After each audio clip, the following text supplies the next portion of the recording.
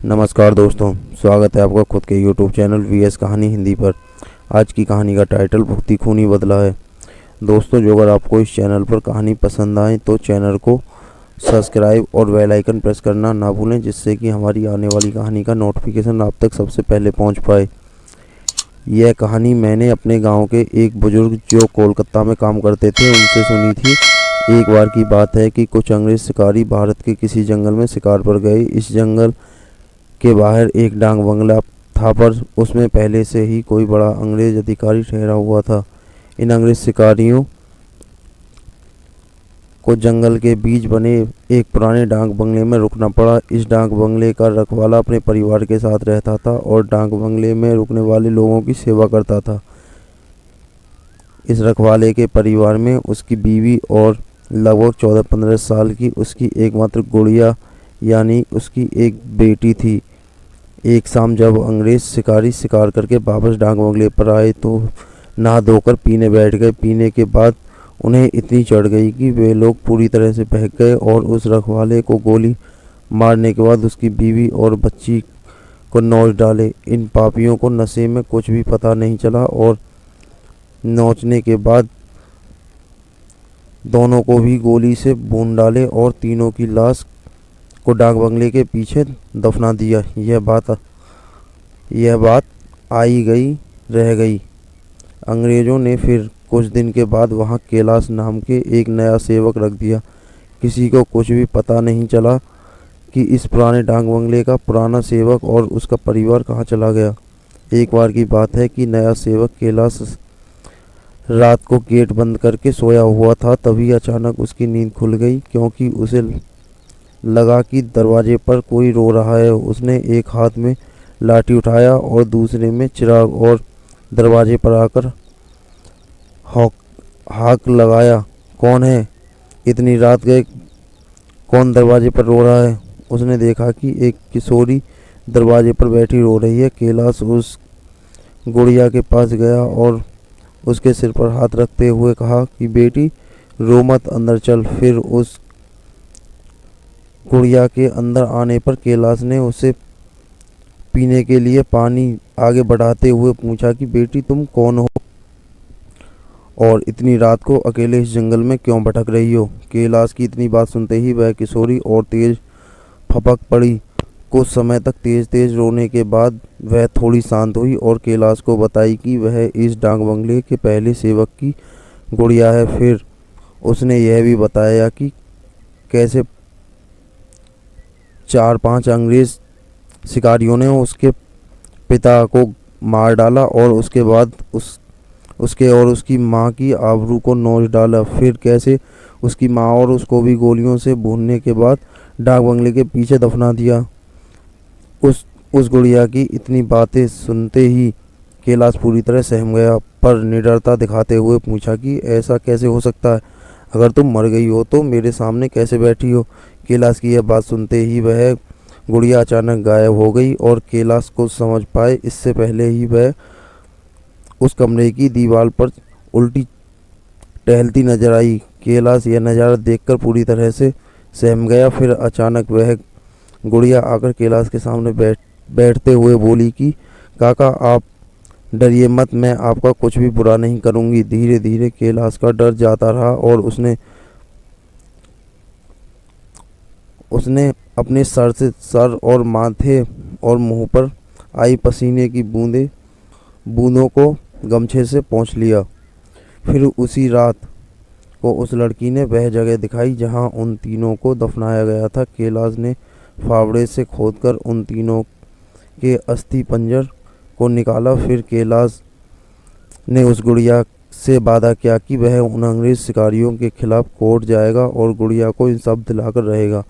कैलाश की बातें सुनकर वह गुड़िया रोते हुए बोली कि काका आपको कुछ नहीं करना, बदला तो मैं लूँगी, बस आप मेरी थोड़ी सी मदद कर दें। फिर क्या? उस गुड़िया के बताए अनुसार कैलाश ने बीमारी का बहाना कर उस डाक बंगले की नौकरी छोड़ दी और उस गुड़िया को किए वादे अनुसार उस गुड़िया के माता पिता की अस्थियों को जला दिया तथा उन दोनों के नाम पर पूजा पाठ भी करवाया।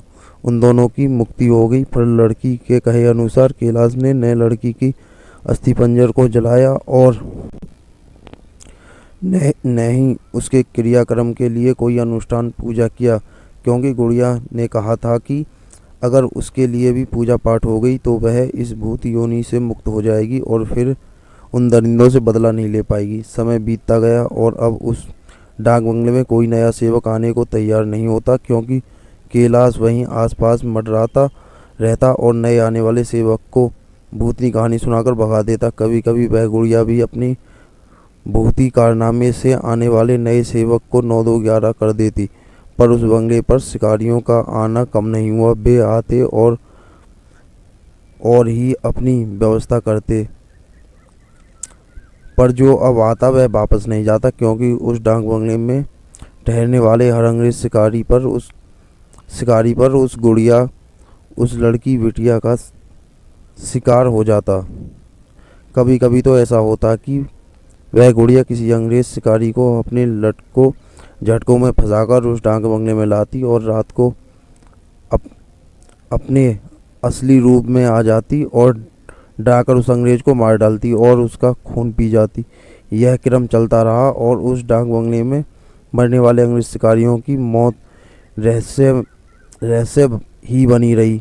अंग्रेज अधिकारियों के लाख कोशिश बावजूद न हत्यारा पकड़ में आता और न ही मरने वाले अंग्रेज शिकारियों अधिकारियों के मौत का कारण पता चलता। धीरे धीरे यह खबर आसपास के क्षेत्र में अंग्रेज शिकारी आदि में फैल गई कि पुराने डाक बंगले में ठहरने वाले हर शिकारी की रात तो होती है, पर वह दूसरे दिन का सूरज नहीं देख पाता।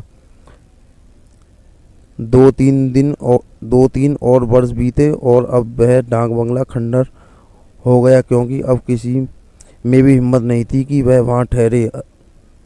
आखिर किसको अपनी जान की परवाह नहीं होती।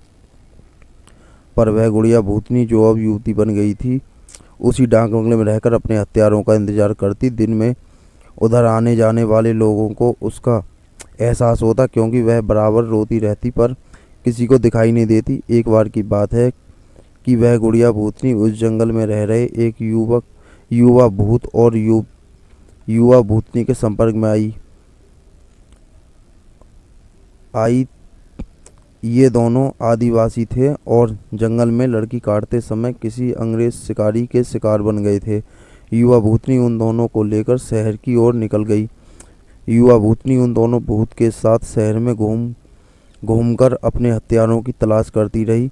2-3 दिन की मेहनत के बाद ही वह अपने हत्यारों को पहचान लिया। एक दिन वह शाम के समय खूबसूरत युवती बनकर उनमें से एक हत्यारे अंग्रेज शिकारी के घर पर गई। घर पर उस अंग्रेज के सिवा कोई नहीं था। फिर उसने खूब लटके झटके दिखाए और उस अंग्रेज को अपनी सुंदरता में फंसा लिया। रूप लुभाना हो तो अच्छे को फंसाते देर नहीं लगती। योजना के अनुसार वह दूसरे दिन भी उस अंग्रेज से मिली। फिर उसे पूरी तरह विश्वास में लेने के बाद एक दिन कही कि क्यों नहीं हम लोग शिकार पर चलें। अंग्रेज ने कहा कि अच्छी बात है, मेरे कुछ मित्र शिकारी हैं, उन्हें भी लेकर चलते हैं। फिर क्या था, उस युवती भूतनी ने उस अंग्रेज से कहा कि मेरी एक और सहेली है, वह भी बहुत खूबसूरत है और शिकार पर जाना पसंद करेगी। फिर दूसरे दिन उस युवती भूतनी ने अपने साथ आए हुए दूसरी युवा भूतनी से उस अंग्रेज शिकारी को मिलवाया। अब तो अंग्रेज पूरी तरह उस भूतनी के मायाजाल के रूप में फंस चुका था। एक दिन सुबह सुबह वह अपने उन्हीं पुराने दोस्तों के साथ जंगल की ओर निकल पड़ा। दिन भर शिकार करते रहे और खूब मौज मस्ती भी की। शाम होने को आई तो अंग्रेज शिकारियों ने कहा कि अब सूर्य ढलने लगा है, क्यों न हम लोग वापस शहर लौट चलें। अंग्रेज की बात सुनकर उस युवती ने कहा कि नाना रात हम लोग यहीं ठहर कर जंगल का आनंद लेते हैं। पर एक अंग्रेज शिकारी ने कहा कि हमने पहले से डाक बंगला तो बुक किया नहीं, ठहरेंगे कहाँ। फिर क्या था, वह युवा भूतनी मुस्कुराई और बोली कि इसी जंगल में दूसरी ओर मेरे एक मित्र आदिवासी की कुटिया है, हम रात वहीं बिताएंगे और खूब मौज मस्ती करेंगे। अब हुआ यूं कि उस युवा भूतनी की योजना के अनुसार देखते ही देखते उसके युवा भूत ने एक कुटिया तैयार कर ली थी। उसमें ऐशो आराम की सारी चीज़ें लगा दी थी। उन दोनों युवा भूतनी के साथ ये अंग्रेज मढ़ई की दशा देखकर अजीब लगा, क्योंकि उस मढ़ई में महलों, बड़े बड़े होटल जैसी व्यवस्था थी। रात को पार्टी शुरू हुई और साथ ही अंग्रेज शिकारियों की सिट्टी पिट्टी गुम होने लगी, क्योंकि पहले तो उन युवा भूतनी जो देखने में बहुत खूबसूरत लग रही थी, अचानक बहुत ही डामनी रूप बना ली। ऐसा रूप जिसे देखते ही अच्छे अच्छे की पैंट गीली हो जाए, फिर क्या था। उन भूतनियों ने गिलास में खून भरकर लाकर उन अंग्रेजों को पिलाना शुरू कर दिया। किसी अंग्रेज की हिम्मत ही न थी कि वह ना करे, क्योंकि सबके सब पूरी तरह से डरे हुए थे और कांप रहे थे। अचानक आदिवासी युवा भी विकराल रूप में आ गया और अचानक उछलकर पास के एक मोटे पेड़ की मोटी शाखा को उछालकर इतना जोर से खींचा कि चर की आवाज़ के साथ वह मोटी शाखा टूट गई। उसके बाद वह विकराल भूत उन अंग्रेज शिकारियों में से एक को पकड़कर पैर के नीचे दबाकर देखते ही देखते चीर दिया और उसके खून को पीने लगा। उसका खून पीता देख दोनों भूतनियों ने भी लंबी कराल लगा। उसका खून पीता देख दोनों भूतनियों ने भी लंबी कराल जीभ निकालते हुए खून पीने में उसका साथ देने लगी और साथ ही अपने बड़े बड़े नाखूनों से उसका शरीर जगह जगह से चीरने लगी। उस युवा भूतनी ने तो भयानक आवाज़ निकालते हुए दौड़कर एक दूसरे अंग्रेज शिकारी के पास पहुंची और उसकी आंखों में अपने विकराल गायब भाले जैसे नाखूनों को डालकर उसकी दोनों आंखों को निकालकर खा गई। इसके बाद उन तीनों भूतनी ने एक एक कर सभी अंग्रेज शिकारियों को मार डाला। दूसरे दिन उन अंग्रेजों की खोज में गए अंग्रेज अधिकारियों को उनकी ऐसी भीभत्स लाशें मिली जो देखने में बहुत ही भयानक लगी थी। उनको ऐसा नोचा गया था कि लगता था कि यह किसी मनुष्य या जानवर का काम ही नहीं हो सकता। कैलाश को तो सब कुछ पता ही था, पर वह किसी को कुछ नहीं बताया। फिर एक दिन समय निकालकर गोपनीय रूप से कैलाश ने उस युवा भूतनी के कंकाल को भी जला दिया और उसकी मुक्ति के लिए एक पूजा करवा दी, जिससे उस गुड़िया की आत्मा को शांति मिल गई। यह एक काल्पनिक कहानी है, पर हकीकत भी हो सकती है उन लोगों के लिए जो अपनी शक्ति संबंधों का नाजायज फायदा उठाते हुए गलत कार्यों को अंजाम देते हैं और उन्हें लगता है कि कोई उनका बाल बांका भी नहीं कर सकता। हमेशा वैसे ही कार्य करें जैसे आप दूसरों से अपने तथा अपनों के प्रति चाहते हैं। जय बजरंगबली। मिलते हैं अगली कहानी में।